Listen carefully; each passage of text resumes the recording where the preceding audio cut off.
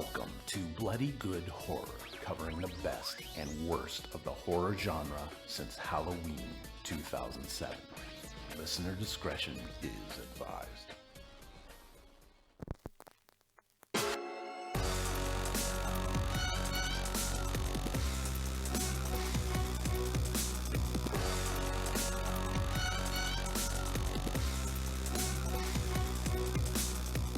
Hello, everybody, and welcome to another exciting episode of Bloody Good Horror. My name's Eric, and I'll be your host for this evening, where we will be reviewing Strangers Pray at Night, a very random sequel to a 10-year-old movie that's really good.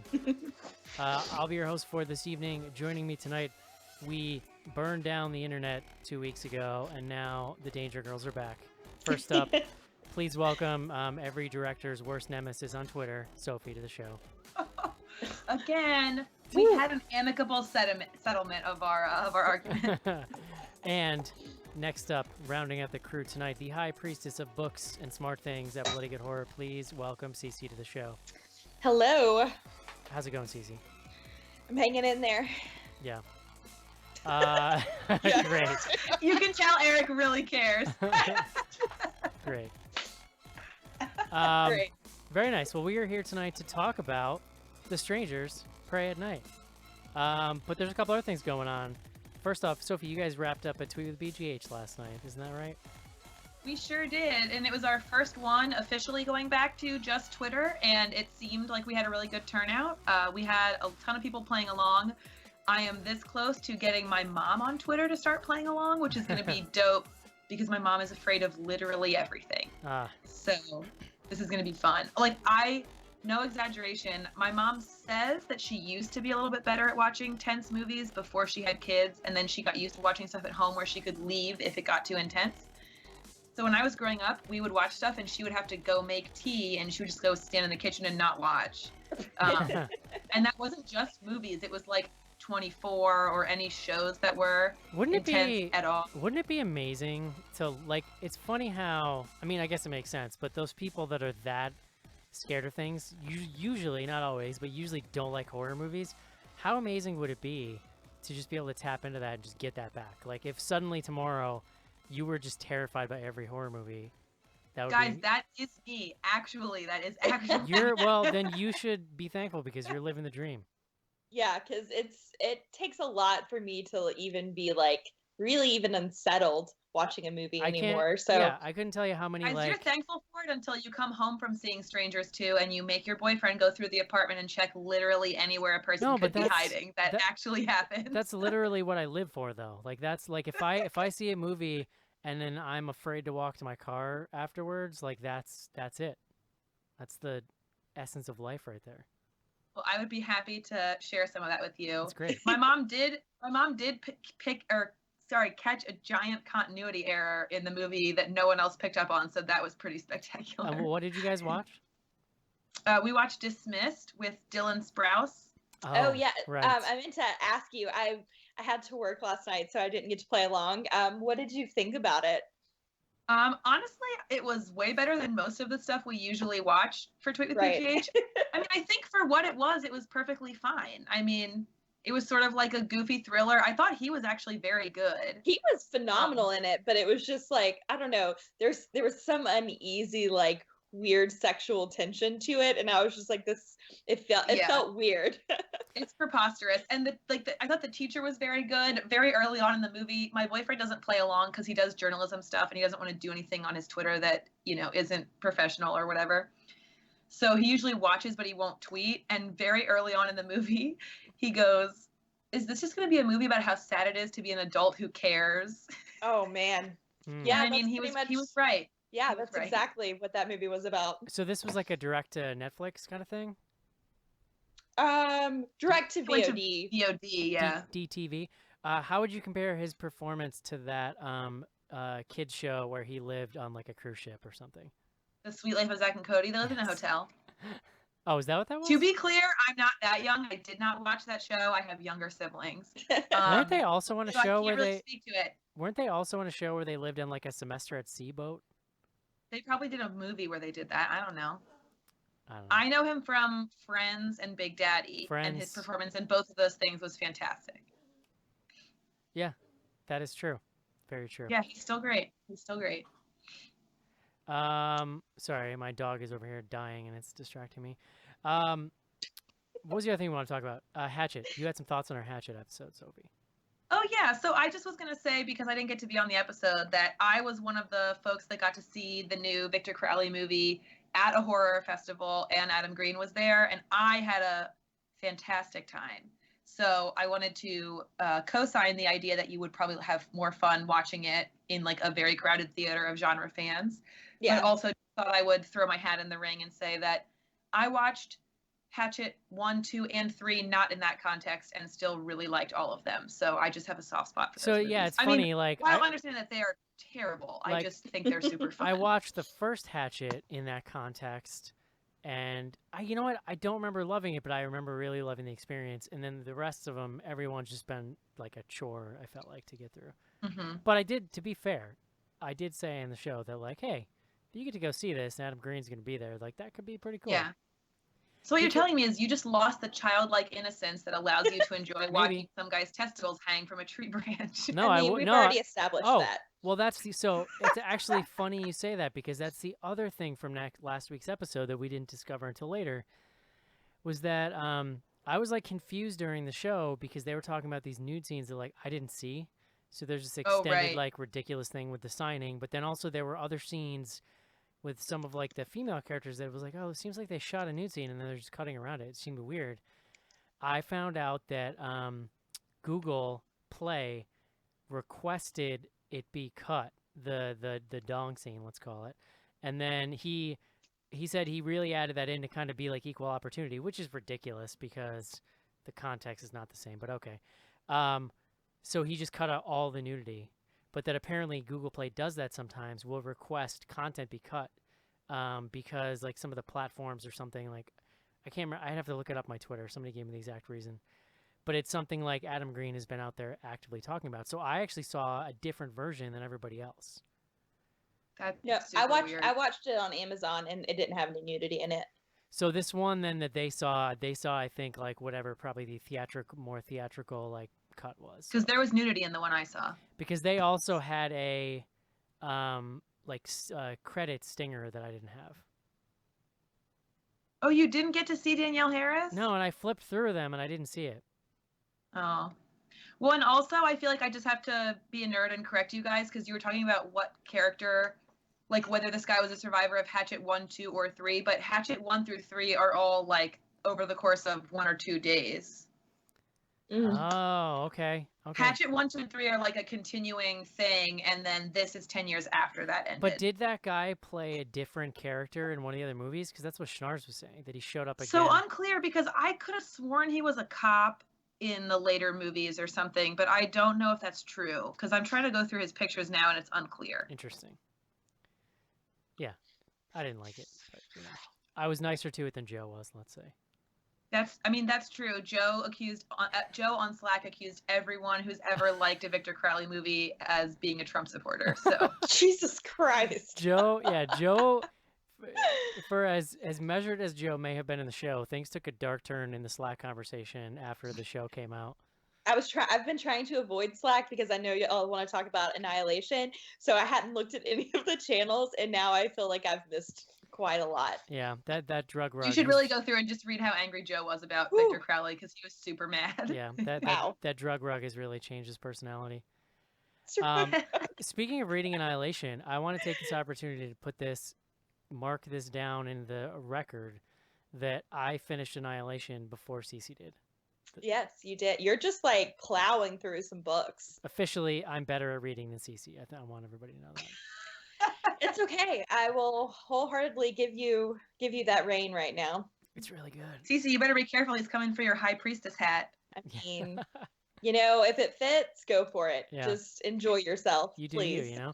Yeah, the first book is fantastic, and I'm like pretty into the second one now too, and I'm really liking it. So. Yeah, it's a good series. I'm close behind. I'm sorry. It's okay. It's very interesting. Like, it's interesting to see the threads that he pulled out of the book to make the movie. And I think like the thing he did, he changed so much from the book, and yet it still feels in a weird way like a faithful adaptation, because what he like kind of correctly identified as the important thing in the book is the mystery. Like the book is intriguing because of how hard to grasp everything is, right? Like understanding is kind of just out of your reach for the entire thing.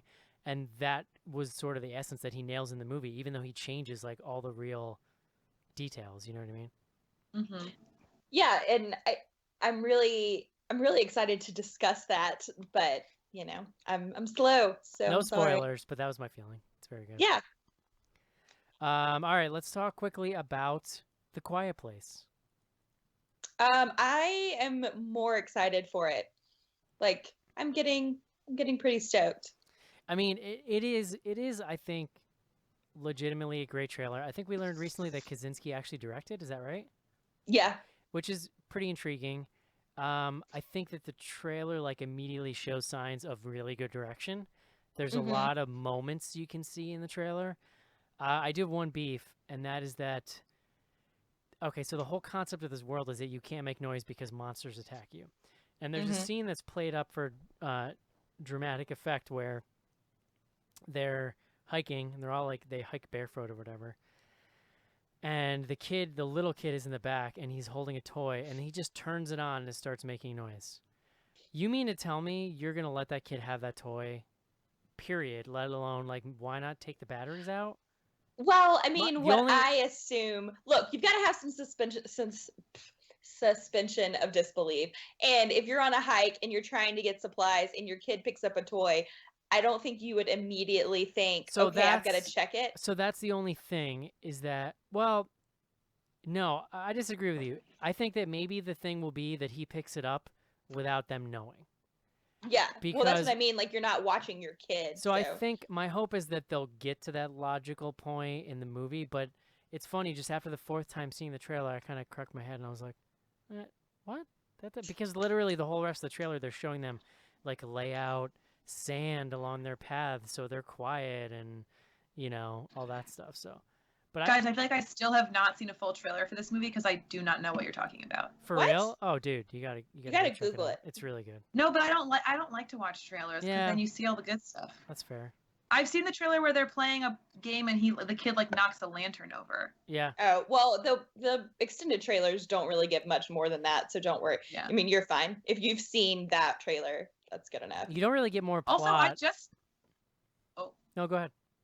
I just noticed this time that at the very beginning of the trailer when the little girl is sitting on the beach, and I'm probably very slow to the pickup on this, but she has a hearing aid, so presumably she's deaf. Oh, that's why they all know sign language. She has like a cochlear implant. I'm assuming that's why. I noticed that too, but I haven't read anything about it. I didn't pick that up, but I did on this turn think like, oh, okay, there's got to be some kind of reason why they would all know sign language. Why they would just all know it, yeah. That's my, you know, if 2017 was the year of me calling my shots, and I'm going to continue in 2018, I will say that will be potentially be in the running for best of the year, just from the trailer. I feel like I've been doing this long enough, I can call it. Although, I was pretty wrong about The Strangers, and we can talk about that in a minute here. So, to be fair, you also didn't know it was coming out until like yesterday, right? Yeah, but I had seen the trailer. That's Jesus. That's fair, but I had seen the trailer, so that's on me. All right, real quick, CC, what's up with the book club right now? What's the status? We are reading Dead Souls, and in a couple of weeks, we will be reading. I'm on my husband's computer, so now I have to look at my phone to tell you. We will be reading. Sorry, should have had it up for you. April, we start Universal Harvester, which isn't necessarily a horror book. It's just kind of strange fiction. So you can either check out Dead Souls or Universal Harvester. That's a good title. Yeah. Is it like an anthology?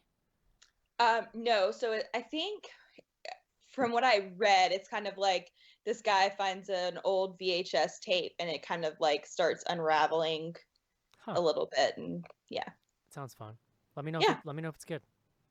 Will do. Okay, guys, it is time. Let's take a quick break so that we can discuss The Strangers Pray at Night. This is it, Jennifer. Your big break in TV. From the prime time, bitch. Main feature. And we're back. Cece, in the great tradition of John Schnars, you looked up the word of the day as the show was starting. You didn't tell me, so I'm waiting to hear it. So here we go. Please bring us the word of the day. So the word of the day is snowbird, which is an informal North American slang. And it means a northerner who moves to a warmer state during the winter.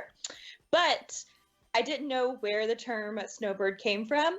And it was actually been used since the 1600s because it was used to describe men who enlisted in the armed forces to get food and clothing during the winter months and then deserted as soon as the warm weather approached. So now it's just old people in Florida who can't drive. Yeah, so now it's just people who want to move to Florida during the winter, but now you know where it came from. Wow. And why does that how does that play into this movie? So the family goes to visit their, I think it's an uncle who runs kind of like a RV campsite. Like a murder ranch kind of place? Yeah, he runs a murder ranch that just so happens is deserted during the winter months because all of the snowbirds go elsewhere. Hey, y'all, want to get murdered? Come stay at my ranch. Smiley face.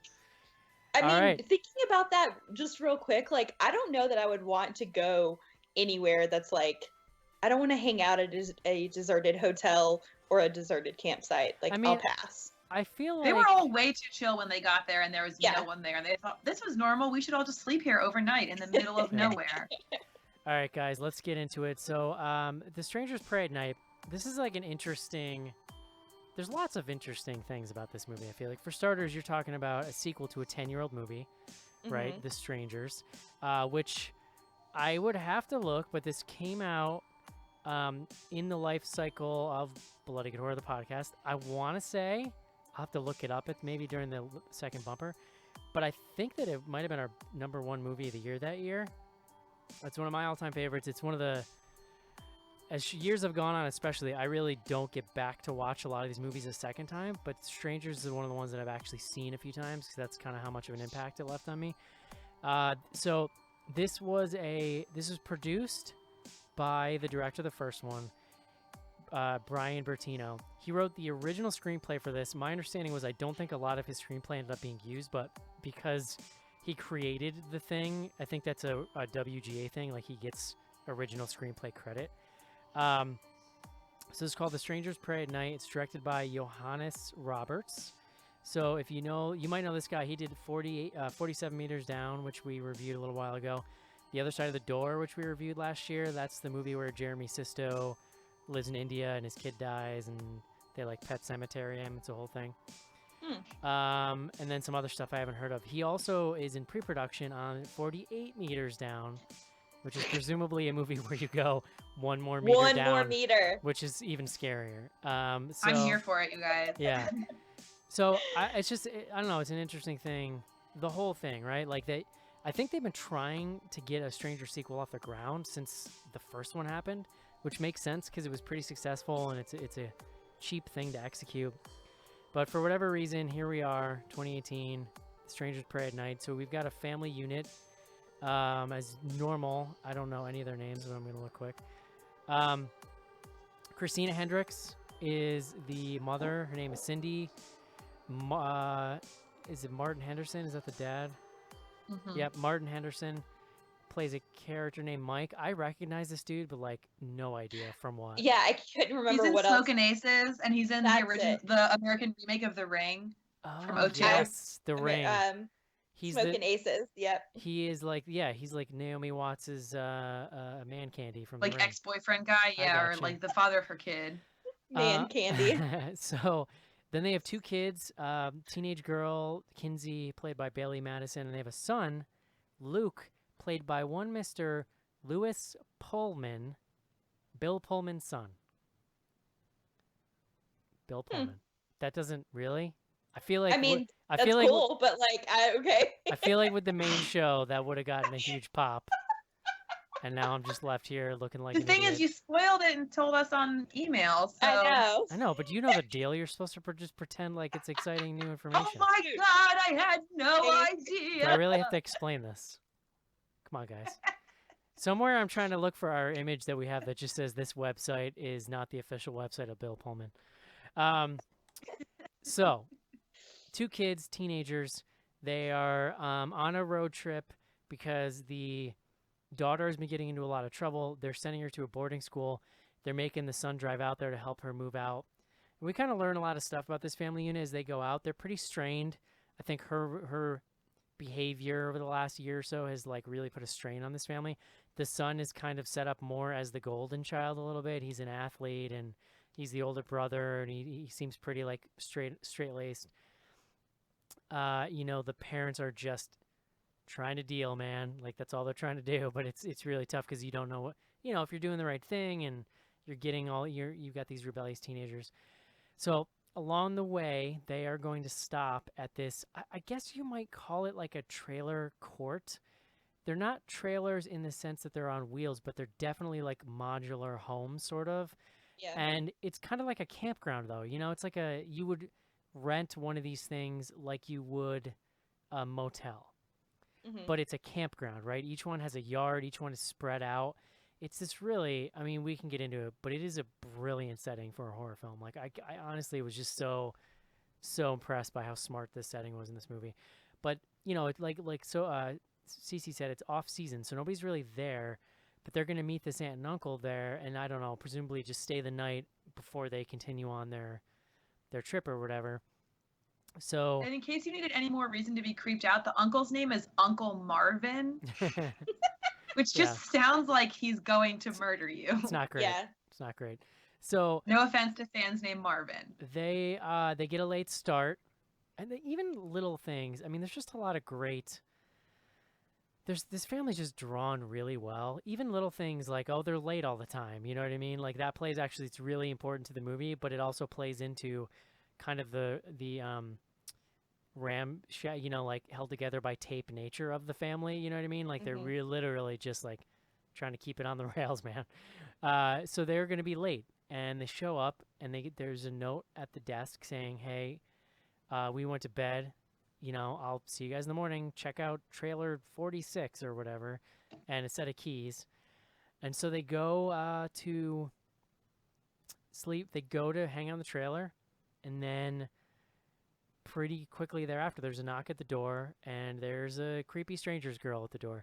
It's worth noting also that they recast all of the quote-unquote strangers from the first movie, which is interesting. I mean, I guess why not? It's been 10 years, and they're, but to be honest, I couldn't have told you because the people in this movie are so good. It didn't honestly, I didn't even really think about it.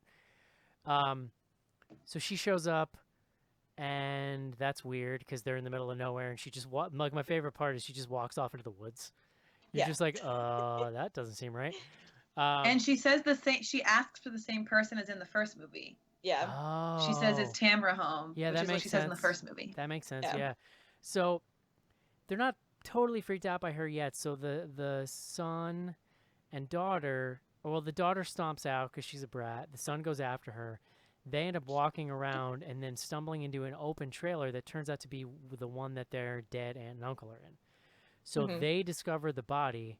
They run back to the trailer, and then I'll kind of wrap it up here in a second. But like, then they meet up with the parents, and then like, okay, now we're in a horror movie, and now we're in a horror movie, and we're about to die. Yeah, decisions are made from there, and sort of the rest of the movie is the characters kind of just trying to like survive and run around while they're being stalked about on this creepy abandoned property.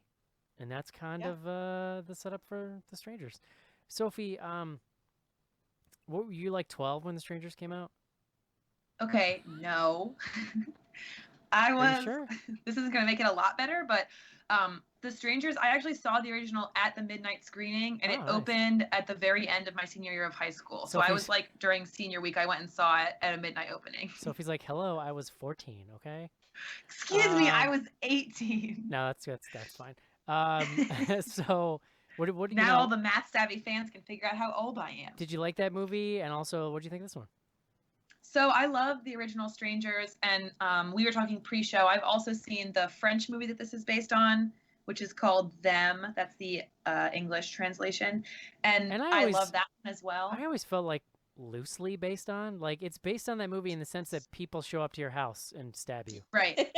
So I think the point is that they are both of them say they're based on true events, and they're both based on the same true events. And they're both totally That's what- different. Right, and I think that's like that's what they're going with. I do have to say, while it's coming up, I was super shocked that they put that based on true events thing at the beginning of this movie when Yeah, we're I was literally like- in a contrived sequel now, and it's like, really? Yeah, I'm like, That the seemed like first a one was bald-faced creepy lie. that way. Yeah. Sorry, continue, Yeah. Sophie. So yeah, I really liked this movie. I kind of went into it being pretty skeptical. I had heard relatively okay things, but like I said, I really loved the original, and particularly coming so late afterwards, I just did not believe that this could successfully do what the first one did. And I felt like this movie did a really good job of creating a lot of the same tension that the first movie had and kind of ratcheting it up. And we can get into this, but Eric talked a lot about how well drawn the characters are. I think the first movie does a really good job of giving us characters that we like and we care about and we want them to live, and at least I did. And I feel like you get their backstory and they do it pretty quickly. Like we Yeah. kind of come into this relationship when it's at its worst, and we kind of immediately understand what that looks like. And I think they are able to recreate that pretty well here. I thought that the style was awesome. Yeah, it's kind of amazing because it moves fast. Like it still gets into it really Yeah. fast, and yet by the time it gets into it, you've got all of this depth to the family. Yeah, I mean, I feel like things start to go off the rails very quickly in this movie, and you already understand all of the characters individually and kind of how they each relate to one another. It's not just like, oh, I understand how the parents are with the kids. I understand how the mom is with the daughter and the son, and vice versa, and the dad with both kids. I mean, I thought they did a really, really good job. And you understand, like, the husband and wife. Like the husband clearly has a slightly more influence over the daughter, and then you even get a little kind of interaction where you see the mother is maybe a little frustrated by that, but also thankful that like somebody can get through to her. And literally all this stuff is done. A lot of it's just done with body language and looks and stuff. Right. Yeah. Right. It's really interesting. Cece, how about you? So I absolutely loved the first Strangers, and I can still remember how terrified I was. That's one of the last movies I remember being like genuinely freaked out after seeing. And I wasn't really too stoked about them making a sequel. And even though I tried to avoid a lot of comments about it ahead of time, I was still pretty pretty skeptical. I don't know that I necessarily liked it. I didn't mind watching it, but I don't think that I really enjoyed it, I'll say. But that being said, there's a lot of things that I did really appreciate about it. And I really, specifically, like y'all are talking about with the characters, I really like that from the first Strangers, you see two characters who are in the like heat of a breakup, basically like them at their worst. And then that's done again with the whole family. So like you get to really see that dynamic of, people who feel like they're falling apart, and the only thing that's really holding them together is how much they care about each other, and how that plays when that's the only thing that's like, And then they use it to just kind of like punch you in the gut too. Yeah. Like on top yeah. of it. Like you're like, okay, great. Well, that means like, hopefully something can come from this. And you're like, nope, that's just a heavier gut punch. So Nope. Yep. But visually, I mean, I really liked it. So there's things that I really liked, but I wasn't stoked leaving the theater. Yeah. I think apologies, Cece. I think I'm closer to Sophie It's on this okay. one, and maybe it is an expectations game. I mean, Cece, Yeah. you're right. Like, it's the timing of this sequel that makes it feel odd, and then makes you kind of immediately suspicious of it, right? Like, Sure. if they had done a Stranger sequel 2 years later, which oddly enough, taking time is probably the better tact, but yet somehow Yeah. it seems so random that you just have to kind of question, rightly, I think, like, just kind of question what's going on with it. You know what I mean? That led me to be Well, yeah. skeptical. And then I just, for whatever reason, the trailer I was pretty nonplussed about, and it didn't look good to me. So I do think that there's a bit of an expectations thing going in, because I really was just like not feeling it. But I thought that this movie was fantastic, and in a lot of ways, I think is as good as the original Strangers. Like, I think that I mean, it's never going to be as good because it's not going to be that, especially in 2009 too, right? Like, Mhm. The Strangers was just a breath of fresh air at the time, and this still feels like a breath of fresh air now, because it comes in this glut of all of the horror genre is just all of this Wandaverse inspired BS now. Yeah, That sure. was kind of good once, but is so like tired feeling now. And so again, almost just the right time, this movie comes along just with this visceral horror kind of 70s terror film inspired brutality, and it's just like so. I think that it's really it's directed very well. Like, this guy has a great directorial hand. It's very suspenseful. I think he moves his camera in a really confident way, and he's using a lot of these tricks from these 70s and 80s films, these pans, these slow zooms, these little things that just punctuate moments that helps also accentuate the setting. The setting is like it's brilliant. It's such a good setting for a movie. It actually makes it feel like an 80s camp slasher, which we haven't had in a long time, which is really Yeah, it kind of, definitely does. yeah, like really kind of a cool thing. That feeling of like a mid era Friday the 13th sequel where you're running around from empty cabin to empty cabin, and there's like somebody chasing you, and you never know where they're going to come from. And I think that they ratchet things up just the right amount. There's sort of like a little added over the topness to everything. The bad guys take a little more damage, and they're a little more maniacal, and you see them a little more. The guy who plays like Sackhead in this movie, or whatever we're calling him, I thought he's amazing. Like, I was kind of interested that they didn't recast the first guy, because I know he's pretty into that role. He's done conventions and stuff. The body language, like acting of that dude is terrifying. It's so Oh yeah, good. when you mentioned that, in the email before the show, I was trying to really think about what was so maniacal about him, and you're right. Like, he doesn't have as much screen time as Dollface and Pen Up, the other two, but when he's on screen, like, you're very much drawn to everything he's doing, and he takes up so much space that it's almost suffocating. Yeah. And that's really, really, that's genius. I almost kind of like that too. It's like there are scenes where the girls are portrayed as being more dangerous than he is, even though he's this omnipresent force. His force for a lot of the movie is almost more about flushing them out. Right. Like, he's just kind of there truck. to, like, keep them within the girls' reach. And then the girls come out with a knife, and you're like, oh snap. But then there's these like really key scenes, right? Like this pool scene, which is geniusly done, Mm-hmm. when he comes out with that axe, and you're like, oh shit, man, like this is about to get real. So I loved this movie. I think that if I have complaints, it's funny. It's like almost a little too 80s pandering for me, which is there's parts of that I like, right? Like, the theme song is really good, but it rips off The Fog. Like, literally, if I knew how to read music, I would break down the note structure and show people, because it's unreal. It's got a very like Stranger Things-esque font treatment, Mm-hmm. which is great. Like, I liked it. It's fine. The part where it's too much for me is that in every single scene, they insisted on having like an 80s pop song playing for like literally almost every murder scene in the movie. And But I hope you don't have beef with them playing Total Eclipse of the Heart during that pool scene, because that was but that's amazing. perfect. Like, had there been no music the entire movie, and then the pool scene, you got Total Eclipse of the Heart, like, that would have been I mean, I probably would have said I would have loved the movie and it's then. like it's effective, right? So I don't necessarily begrudge them for doing it, but there's something about the just insistence on continuing to do it. It's like specifically it's the car scene, right? That was an incredible scene, but to have him he keeps turning he it up leans in and turns the music on. He's like, now I can murder you. It's just like Yeah. And Yeah, sure. The thing is that they didn't need it because what makes this feel like an 80s film is just the way that it's shot and in a good way. You know what I mean? Like they're using these throwback techniques and they're making it feel fun, exciting, and scary like those films.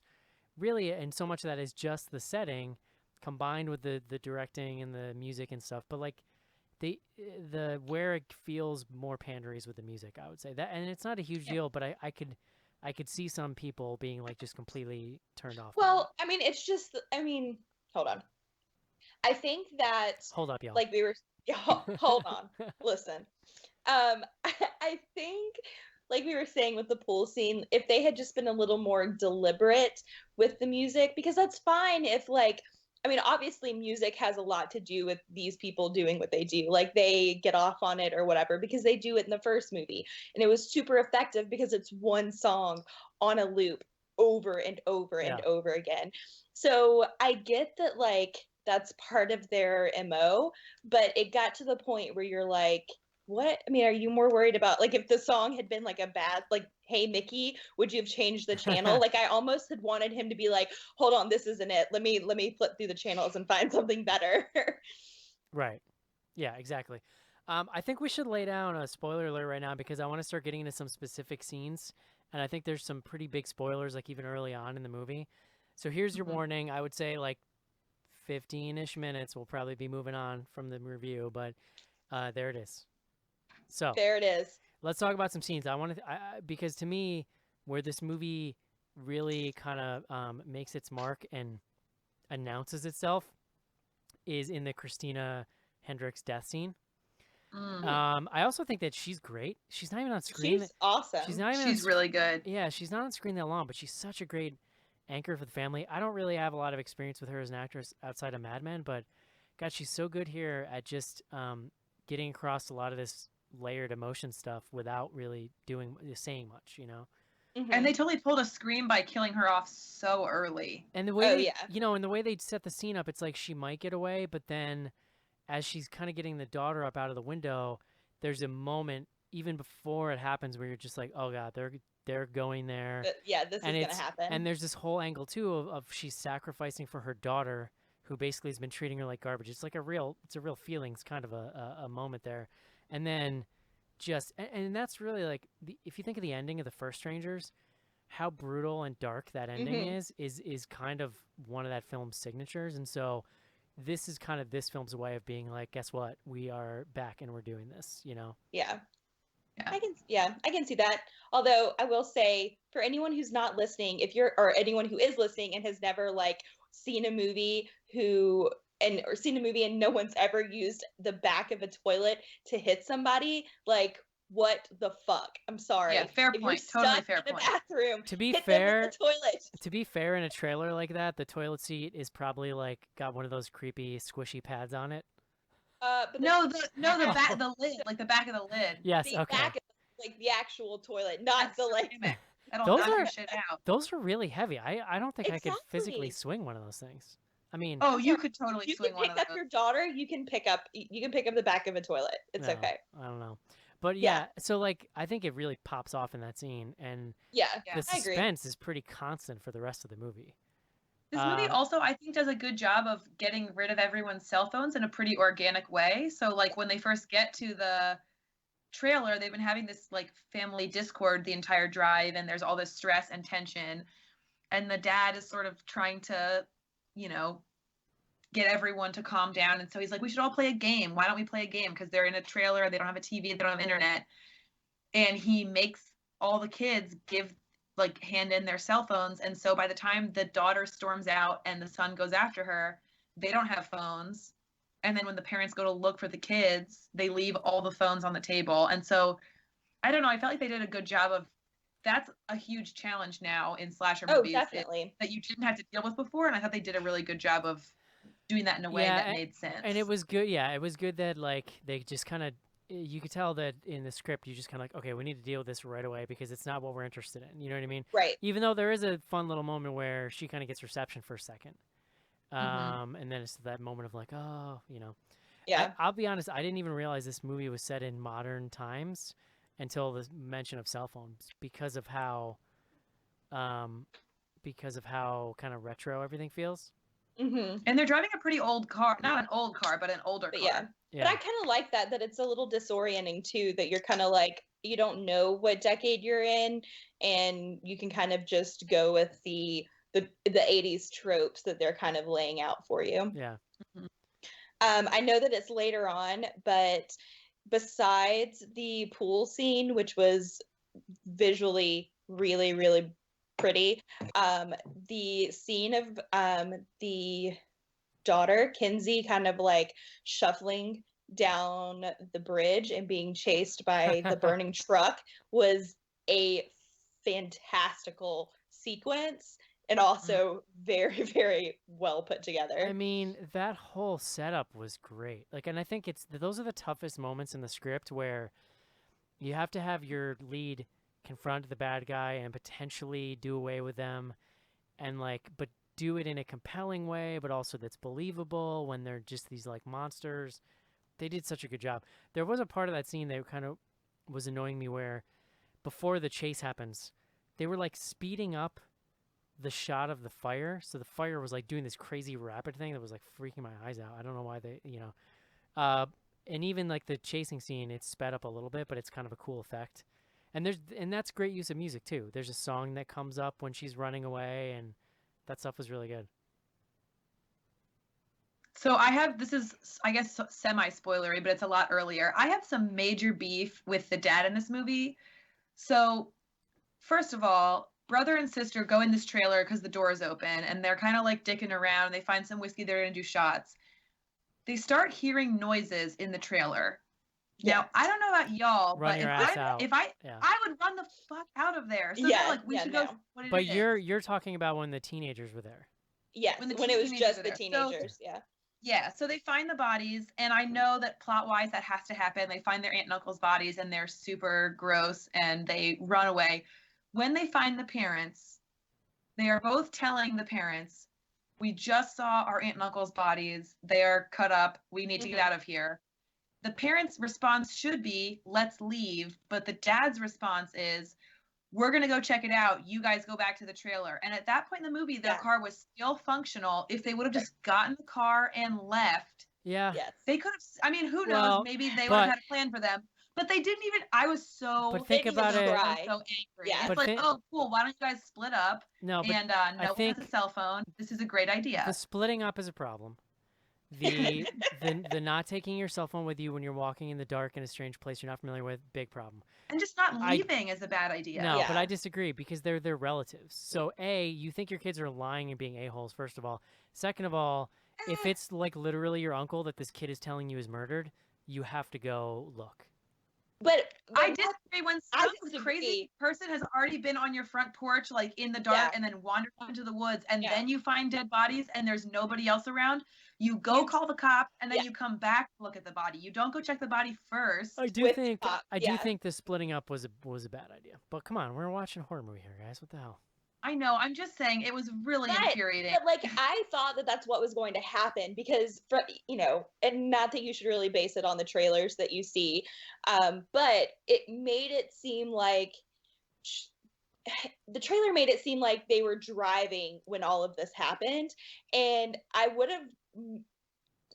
liked the setup at the abandoned trailer park, but it might have also been really interesting to see them try to leave and them being stalked by this family the whole time, or by the family of murderers the whole time, trying to get to the cops, and then that kind of I mean, to me, there. I think what it comes down to is that they just didn't believe them, or believe, well, sure, or but you know what I mean. I mean, their daughter. It makes sense. Their daughter is a troublemaker. I mean, she could have just really been, going for one big, Yeah. But why wouldn't they believe their son? Listen, I still thought this movie was really great. I'm just saying that was a little ridiculous. I just got a report in from the other members of the show who are not here. they don't believe that we did a top 10 list in 2008, that it was too long ago, 2009. But when we did our top 25 films of the decade, The Strangers came in at 22, which actually I think is a little low now that I think about I it. was gonna say I would have It rated was it all, higher. you know, it was voted on by writers, so you guys know writers. What is that? You know, Yeah, I you're mean, weirdos. you've Yeah. got two writers here. exactly. I wouldn't have voted for it to be that low. One thing this movie Can I ask does. y'all another question? Oh, sorry, Eric. No, go ahead. I'm just curious what you guys think of the title of this movie, because like they also stalk people at night in the first one. I would have just called it. So- I would have just called it The Strangers too. Yeah, I Yeah. don't, but see, that's why, like, and then they kept saying, like, the tagline of the movie was never underestimate the kindness of strangers. There was no, like, nope, they weren't helpful to the family at all. So, like, who exactly was supposed to be, I don't know. yeah. You know what it just- is? I mean, part of they it is did. that The strangers did bring them closer together as a family. Yeah, so that's true. part of it is that the title. I think the title makes it sound cheap when it's not. It makes it Yeah. sound. It makes Yeah. it sound like a direct-to-video sequel when it's totally not that. Agreed. The thing I was gonna say was like just something else I wanted to mention about the directing. This movie does something that a lot of, especially lower budget horror movies, who should be focusing on this kind of thing, don't do enough of nowadays, which is let the scenery breathe and create atmosphere. Sure. From the beginning, right through the movie, you know, when they're rolling into this place slowly in their car, they're driving slow, and you get these great, almost reminded me of like the opening of Halloween 4, if anyone's familiar with that, but like where they take this time and they're showing scarecrows and pumpkins, and like in Mhm. this movie, it's where we're slowly rolling down into this creepy murder trailer park, and you know, there's fields with mist rising, and there's swings, and there's like creepy abandoned stuff. It's so great. And then in between every crazy chase scene, they stop and they let things breathe, and like that is how you create atmosphere. And so many movies nowadays just don't even think about it, or they're moving too fast to stop, that you lose that. And I just think it's another thing this movie does really, really great. Oh yeah, because that atmosphere creates, you know, for someone who didn't really care that much about the movie, like that still creates this, you know, palpable tension and this, you know, kind of draw like, okay, this is crazy because, you know, this family is going through this catastrophic event, but when you pull back and you see this scenery, it's super serene, it's super Yeah. quiet, like that dichotomy is really, really jarring, and it kind of, you know, it pulls you into It that. also just puts you there and gives you a sense of place. You Right. know? Yeah. I thought this movie was pretty good, you guys. yeah. Any other scenes you guys wanted to mention here before we wrap up? I mean, I will say that the aunt and uncle chopped up was super, super grody. So props to to the special effects team on that one. Yeah, and we don't have to spoil it, but we did mention there's a little bit of a stinger at the very end of the movie. We don't have to go into Yeah. it, but it kind of felt like it wasn't even necessary. Yeah, I kind of agree. Like I don't know that I would have. Yeah, You know I what would it have is? done it differently. It's stupid Bagul. Everybody has to have their Bagul moment now, you know? Right. It's like, Sure. But it felt, I mean, I agree with you that we didn't need it, but it did to me feel a lot like it was trying to go along with the theme of paying homage to like the 80s stuff Yeah, I agree. sure, yeah. without going too far into that. I mean, Yeah. I agree that it wasn't necessary, but it felt more like paying an homage to I the mean- old stuff than doing like a jump scare. Yeah, I mean, literally every Friday the 13th ended with like either somebody in an ambulance or somebody in a hospital being like questioned by police, or you know, Yeah. stuff Right. like that. Yeah. All right, guys. I just want to know what real quick, you know, how do you think, like, do these three people know, like, are they really like good friends? Are they an actual family? Like, how exactly do they work out how they're going to kill these people? Because they're really well, like, they are. I mean, well, but again, I mean, it's funny because it's kind of also another part that makes it feel like an 80s Sure. slasher sequel, where they're always like in the exact They're right place at the right time. yeah, and like the girl, even the I guess it was Dollface, like when she's walking, she's kind of like run walking, and it made me think of Behind the Mask. Leslie Like, Vernon. Yeah. yeah, Leslie Vernon. It's But the I was the image I kept having was like I was trying to picture these people, the three of them eating together at a diner, and like what does right, that Like look at a like? Waffle House. Yeah. like good job, guys. So we'll come back in 10 years and do it Well, again. because that's what's funny about it is you never had to picture that with Jason Voorhees because he was just kind of a supernatural dude at some point. Whereas these Yeah, are just ostensibly just people, even though they're yeah. built up, you know. So that's an interesting aspect for They sure. still gotta eat. Yeah. They still get hungry. Strangers gotta eat, y'all. That's why this movie Yeah. got made. Strangers gotta eat, y'all. All right, guys. Would you recommend The Strangers Pray at Night, Sophie?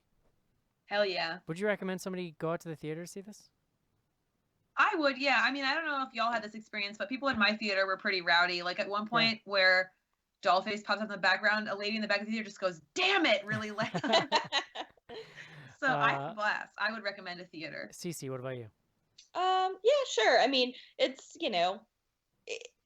it's still a good time. So yeah. Yeah, I would say yes, and in the theater. I think it it is what it is. It's a slasher, it's a sequel, but it surprised me, and I think it could surprise people out there who maybe were feeling the same way as I did.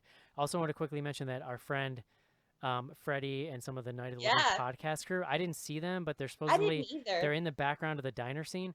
The problem is the actual in diner shot is like 10 seconds long. Yeah, Yeah. because I think the daughter like storms out, right? Yeah. Yeah. So I guess That totally ruins it. so I know. a lot of this was I've- shot in Cincinnati, which is where they're from, so that's how they ended up. That's so fun. It's really That's cool. Yeah, awesome. very cool. So keep an eye out for them. All right, guys. That's going to do it for Strangers Pray at Night. Let's take a quick break and do some fan mail. Little Shop of Horrors. It's the nuttiest, most outrageous movie musical comedy in years. Says Jeffrey Lyons of Sneak Preview.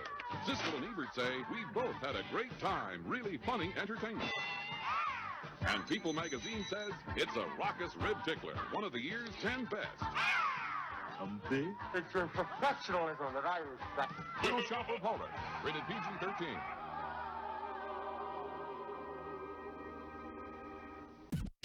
Hi, this is Doug Broccoli Pinhead from the Hellraiser movies, welcoming you to Bloody Good Horror.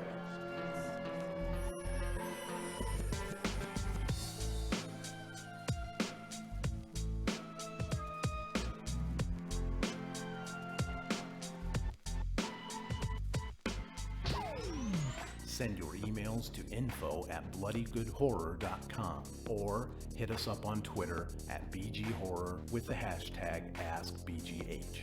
And don't forget to pick up back episodes of the show at podcast.bloodygoodhorror.com.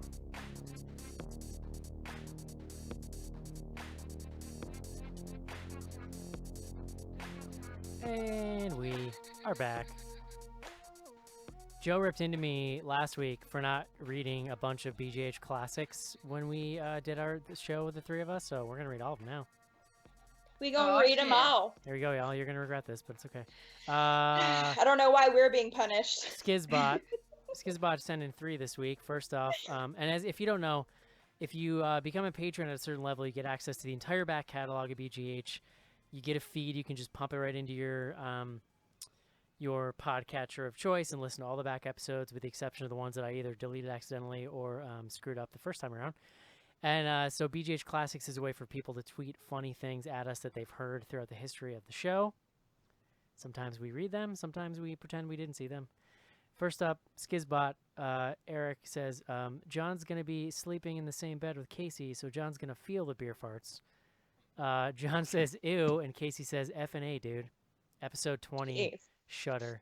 So episode 20, for BGH historians will note that episode 21 was the first time that we had all met each other at the same time.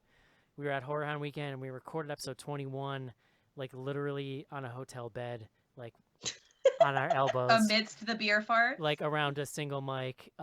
So Shudder, episode 20, would have been the one previous to that. So there you go. This one's disgusting, but it's funny. I said, let me tell you, as bad as Chinese food looks going down, it looks a lot worse after it's been mixed with red wine and shot out of your face. What? That was a thing that happened to me once, where I ate way too much Chinese food and drank an entire bottle of wine, and I saw it all like 2 hours later. Yeah. Whew. That was episode 15, Cannibal Holocaust. So we were just trying to make that whole episode just hard to listen to. That's gotta Apparently. look like guts, right? Eric, regarding how studios feel about horror movies, it's like if you had a redheaded child, but they worked in show business, you'd sort of love them, but they'd still have red hair. Oh, I'm gonna tell Kyle that he said that because Kyle has red hair and works in show business. We'll call it Kyle more like a towhead. How's that? We're just gonna pretend Kyle's hair is not red. Yeah. Okay. That's episode 18, The Burning / Just Before Dawn. Have you ever seen Just Before Dawn, Sophie? Mm-mm. Actually, The Burning and Just Before Dawn are both slashers that were doing really wild things with, like, intentionally or not, like gender tropes in slashers. Like they, I've seen The Burning. It's great. yeah, that was famous for our noting that it was the first incidence of what we could describe as the final boy.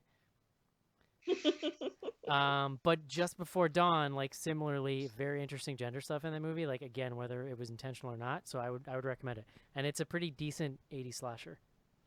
Nice. Here is a CC one. Episode 329, Ex Machina. Cece says, "Well, then who wants a dick with kryptonite in it?" I don't know what that means, but there you go. I mean, who does? Anyone? I don't know. I mean, humans are immune to kryptonite, though. So what does it matter? Well, okay, but I'm still asking. Do you still know gotta what? ask. Do you know what that was in reference to? No. Yeah. I have no idea. I got to see that movie again. That was a good movie. One more from Skizbot. Mark, I think Macaulay Culkin is now a chud. Episode 25, chud. There you go. That's BGH Classics. I should say that Ex Machina one was from B Jangles 23, which I really like your name, sir. I was gonna say it's very fitting Yeah. to the. So let's see. That was the hashtag Ask BGH Classics. We're now going to check out Ask BGH. Let's see. Skizbot with an Ask BGH.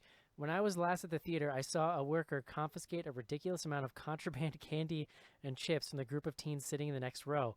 What's your go-to snuck-in theater snack, and have you ever been busted or seen someone else get caught? Ooh.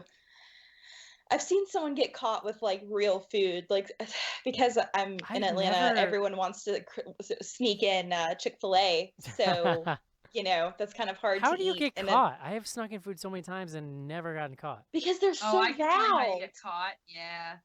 I mean, Really? I don't because like I don't care. But I like, mean, in people other are, words, like ripping the bags open and being like, "Do you want this chicken sandwich?" And I'm like, they're "Are just you being for real?" loud. So then, like, a worker's coming through and just seeing it and going up to them.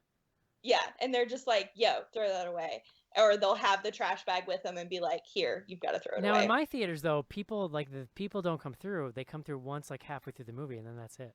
Well, most of the time, I've seen it happen twice, and the two times it's happened, it's been in a pretty packed theater, and someone has complained about it, Yeah. and then the people come in. It's not. I've never seen anyone just like, It's out cold. It's kind of a D-bag move in a really packed theater, unless you're just sneaking in a little bit of candy or something. Right. But if you're bringing in like fast food in a packed theater, like save that for the Sunday matinee or whatever. So I used to do. I used to go to theater next to a Whole Foods, and I would buy a wrap, like a full-size wrap that was the size of like a Chipotle burrito, and then get a bottle of water. And it was like hot always, so I would wear like khaki cargo shorts and just like put them in the cargo, so literally it looks like my leg, like a Popeye legs or something. Or like sometimes I would put the wrap down the back of my pants, sort of like not all the way, but just like in the waistband, you know. So then it looked like you had a double like dick. a gun, sort of. And nobody. Is that a gun or just a wrap? Legit, like nobody ever said anything, so I just kept doing it. Yeah, because he wants to walk up to the guy with a giant chubby in his. I would have been like, "Excuse me, sir, I have a tumor. That's very offensive."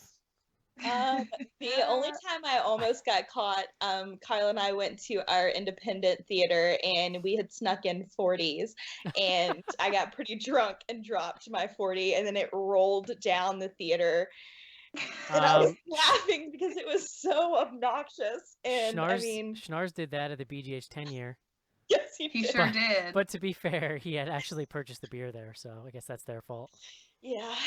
Yeah. So I have a couple of things. One, I've gotten caught with food before, but I was with my brother, and it was to see one of the Underworld movies, and we were pretty intoxicated, and we went to this theater that was one of those ones where it's between when things are in theaters and when they're on DVD. So it was like $1 to get in, and you have to buy your tickets at the concession stand, and if you have a bag, they search it. Ah. So we went to the dollar store, and I had like $20 worth of candy, and they were like, "We have to look in your bag," and I was like, So are you sure?" embarrassing. So his roommate and the roommate's girlfriend that were with us were like, "Well, you guys really like the Underworld movies, and we don't really care, so we'll just take all the food back to the house."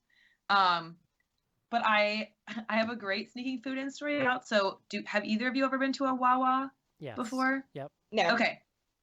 So like Wawa makes hoagies. They're great to sneak into a theater because They're good. like they're small and compact. Just like throw it in your bag. So one time, my sister and my boyfriend and I were gonna go see Finding Dory. Some people may or may not have, used various substances. And then we go to Wawa to get food, and my sister and I get hoagies, and my boyfriend gets his food and walks up to me with a fucking panini, like in a cardboard box, and is like, "Put this in your purse." There's like onions oozing out of it and cheese. It's like leaking cheese grease everywhere, and it's super hot. And I was like, "Are you fucking kidding me?" And he was like, "What?" I mean, I thought we were getting food taken to the movie. I was like, "Yeah, like hoagies and chips or something." It's got to be self-contained. Right, thank you. So this was like 2 or 3 years ago, and this is an ongoing argument because he's like, their paninis are super good, and the point is, yes, they are very good. They are not a thing that you try to put in a purse to carry into a movie theater. Now he still maintains it was a totally rational choice, but it was not. Nowadays, for me, it's like super boring old man stuff, just like a granola bar or something, like something just in case I feel a little famished and I need to. Like I'm not. I feel a little famished. Yeah, like it's not. If your blood sugar gets a little wonky. Yeah, 100%. Like not kidding. Like it's not for pleasure anymore. It's just maintenance food. I'm sneaking in. Oh. Sir, I need this granola bar unless you want me to pass out. Listen, you or no one else in this theater wants to see me. Thing I've ever heard in my entire life. Listen, dude, this is what happens. Get ready. I want to be there the day that someone's like, "Sir, your granola bar is too loud. I need you to throw it away." And you're like, "I need it. I need it for substance." Yeah, listen, nobody in this theater wants to be around me if I don't get this. Oh man. I want to say too, because it's been an ongoing thing. Tons of urine on the floor of my theater when I went to the bathroom. Really? Why? It happened again? What? It happened again? No. It's every time I go. Like I would have taken it. I thought that it got better for a while. I wanted to take a picture, but there was a lot of people in the bathroom, and I figured that wasn't cool. So, but it was like literally you have to approach it and like take a wide stance, or you're just standing in a pool of urine. Oh my god! Like I'm I mean, so happy theater for sounds the internet as a whole. We disgusting. don't need a picture. We don't need a picture. No, I'm gonna take a picture. You. It's fine. Next up, Chris. No, Gardner. I want a picture of Eric taking a picture with the granola bar in his mouth and straddling the bathroom floor. Next up, Chris Gardner. I'm genuinely excited about the new trailer for The Endless. Have you guys seen it? What are your thoughts? Are you fans of previous Benson Moorhead movies, The Resolution and Spring? I like Spring. I don't know what Endless is, though. I haven't seen a trailer for this. I haven't either. So Luke saw Endless at the film festival in Omaha. We just talked about it. He really liked it, and I asked him, "Have either of y'all seen Resolution?" So I saw Spring and loved it, but I did not like Resolution. I don't know if I saw. I guess not. I didn't love Spring. So Resolution was like these two guys that were friends, and the one guy has a drug problem or something, and his friend is gonna like help him go cold turkey. No. Mm-hmm. Anyway, so I asked Luke, I was like, so if I liked Spring, but I did not like Resolution, will I like Endless? And he said yes, and that he thought Resolution or The Endless would make you appreciate Resolution more. It sounds really interesting. It's about these two brothers that were like in a UFO cult, and then they leave. They want to go back as adults. And I have seen a trailer for this. yeah, Luke said it was really good. I have not watched it, but Luke can vouch for it. A comedy or straight up? No, I think it's more of like a horror. Yeah. Because we were watching a trailer, and we were watching trailers on iTunes, and it popped up, and I hadn't seen anything else about it, so I'd forgotten its name. Yeah. Yeah. All right. Next up, Lycanthropology. ask BGH, what's your go-to 80s murder synth song? I gotta say, I was Man. pretty bummed that I Think We're Alone Now didn't make it. If you're gonna be that pandering, why not? It was in the trailer, but not in the movie. I mean, yeah, or like Tainted Love, or God, I mean, the 80s had some really good songs. Blue Monday. Blue Monday, like, I mean, Take on Me, dude. You could even get some Rickroll in there, and it would be amazing. I mean, because all of that 80s like synth and the like synthwave stuff, so much of it is bubbly in a really weird way that it's just a great contrast with murder stuff. Right. I would love, unironically, to see someone get murdered too. I Just Died in Your Arms Tonight. Yeah. What if that's the only other song that would have been good during the pool scene? We should that would have say been great. we should say that So Bloody Good Horror has an ongoing Spotify playlist called Secret Murder Jams that are Yes. songs that have been used in movies for this exact purpose. We just added that Crosby, Stills, Nash song a couple weeks ago, so we should get on Mark, Sophie, and make sure that the pool scene song is on it. It might already be on it. Total Eclipse of the Heart needs to be on there. It's great. Why don't you hit somebody up in Slack so I don't forget? I will bother someone. Also, for anyone and everyone who saw The Guest, that song Antonio that plays during the sequence where they're all walking through the dance in like with all the smoke still gives me the creeps. And yeah, but that it's soundtrack great. is really good too. It's phenomenal. Yeah. I could listen to Strangers 2 or the Guest soundtrack and be happy because they're both solid. Yeah.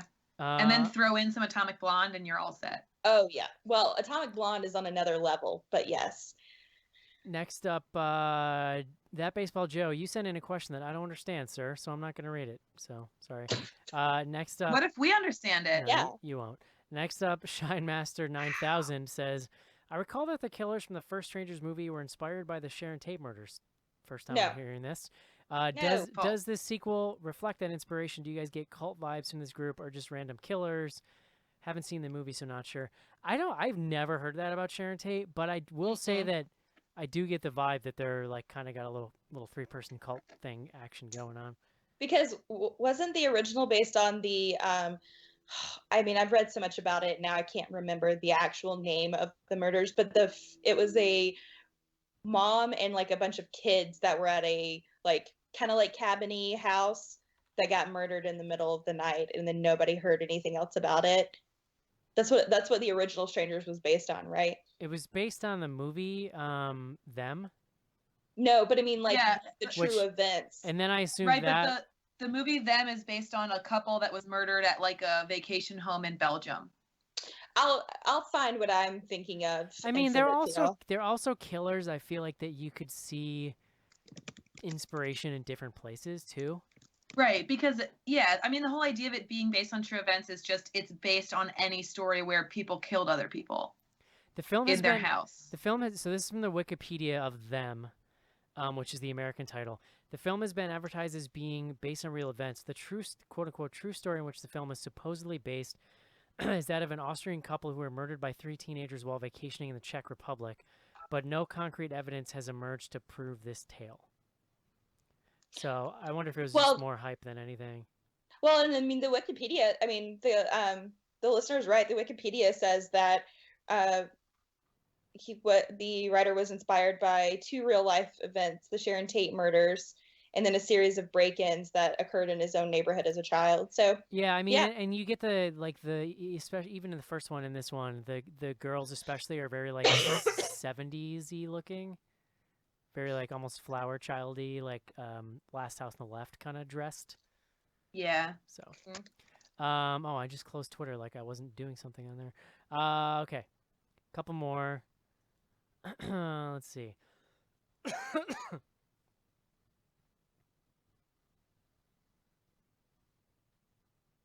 No, I think we're good actually. Yeah, but that's it. Ask BGH, guys. They asked, we answered, except for Joe because I didn't understand your question. Hey, I found what I'm thinking of. I was thinking that the Kitty Cabin murders, which was a horrific quadruple homicide that took place in California in 1981.